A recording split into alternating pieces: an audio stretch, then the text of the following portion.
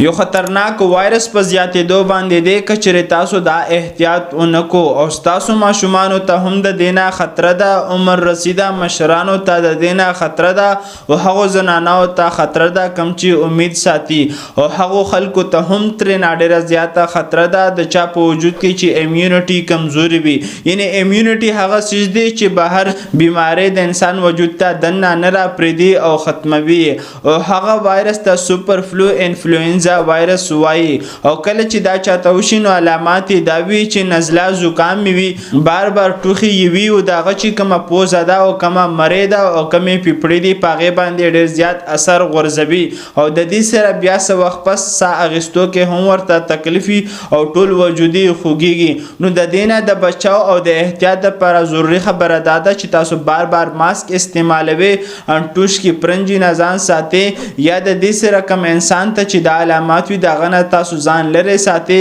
او بار بار لاسونه وینځئ او ګرمې تړمې اوبه څښئ او ښه ګرم او نرم خوراک کوئ چې د دې سره ستاسو په وجود کې دننه کم طاقت وي هغه برابر وي چې بیا تاسو ته په اسانه طریقه سره بیا دا نشي راتلی. نو د هرې بیمارۍ نه د بچ کېدو دپاره احتیاط د ټولو نه اول ضروري سیز دی. همدغه شان میډیکل انفارمیشن دپاره زموږ سره اوسئ او که چېرې ستاسو په ذهن کې څه رایه وي نو هغه تاسو موږ ته په کمنټ کې پرېښودلی شي. شکریه.